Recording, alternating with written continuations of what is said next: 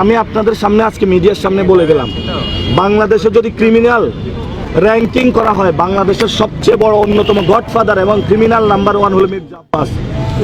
আজকে আমি বেঁচে আছি বলে গেলাম, মরার পরে আপনারা প্রমাণ পাবেন বাংলাদেশের 1 নম্বর ক্রিমিনাল মির্জা আব্বাস। সে যেইভাবে গতকাল আমাদের উপরে অ্যাটাক করেছে, 1 নম্বর ক্রিমিনাল হলো মির্জা আব্বাস। আমি তারেক রহমানের উদ্দেশ্যে বলবো, অনেকে বলেছে এইভাবে কথা না বলার জন্য। তারেক রহমান স্থায়ী কমিটিতে এরকম একটা সন্ত্রাসীকে আশ্রয় দিল, আরো অনেকগুলা গডফাদার নিয়ে। এই যে ঢাকা 11-তে কি নাম যেন, কাইয়ুম কমিশনার, এমন কোন জায়গা নাই যে দেশে দখল করে। এই যে ইশরাক, এই জমিদার পুত্র ইশরাক ঢাকা 6-এ, এইসব সন্ত্রাসীদেরকে তারা নমিনেশন দিয়েছে।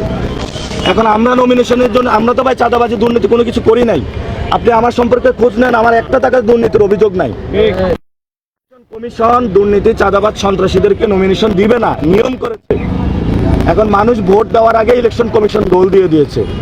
মানুষ ভোট 12 তারিখ আসার আগে ইলেকশন কমিশন ভোট দিয়ে আসে ঋণ খেলাপিদের পক্ষে, দুর্নীতিবাজদের পক্ষে, চাঁদাবাজদের পক্ষে। তো এটা কেমন ইলেকশন কমিশন বাংলাদেশে?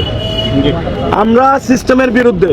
মির্জা আব্বাস সাহেব যদি আমার পায়ে পা পাড়া দিয়ে ঝগড়া করতে চায়, আমি ওনাকে একটা জিনিসে বলতে চাই যে আমি খুব ভদ্র মানুষ, কিন্তু আপনি আমার ধৈর্যের বাঁধ ভাঙবেন না। আপনি যদি মনে করেন যে আপনার অনেক বড় রাজত্ব রয়েছে, অনেক বড় গুন্ডা বাহিনী, সন্ত্রাসী বাহিনী রয়েছে, এটা দিয়ে নাসিরকে আপনি পিষে ফেলবেন, এটা আপনার ভুল ধারণা। কারণ যে একবার মরে গেছে, আমাদের এটা বোনাস লাইফ। আপনি আমাদেরকে কত মারবেন? গতকাল মেরেছেন, মার সহ্য করেছি। আপনি বলেছেন এটা মিথ্যা কথা, ওরা নাকি করেন। ওই ঢুকার পরে বলতেছে মির্জা আব্বাস আমাদের টাকা দেয়, আপনি টাকা দিতে পারবেন না? আমার কাছে টাকা নেই, আমি কই থেকে টাকা দিব ভাই?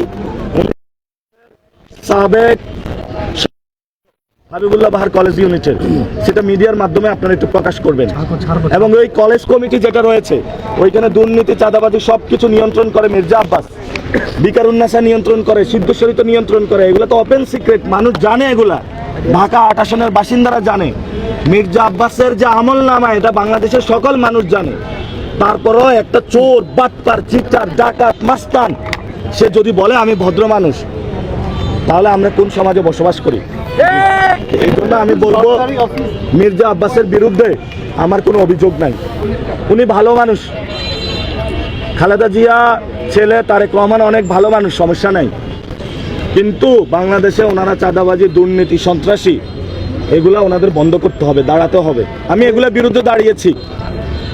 আমি ভোট কয়টা পাই না পাই, কিন্তু আমি বলেছি বাংলাদেশে যতদিন জীবন থাকবে, চাঁদাবাজি, সন্ত্রাসী, দুর্নীতির বিরুদ্ধে ইনসাফের বাংলাদেশ কায়েমে, বৈষম্যহীন বাংলাদেশ প্রতিষ্ঠায় আমি কাজ করে যাব ইনশাআল্লাহ।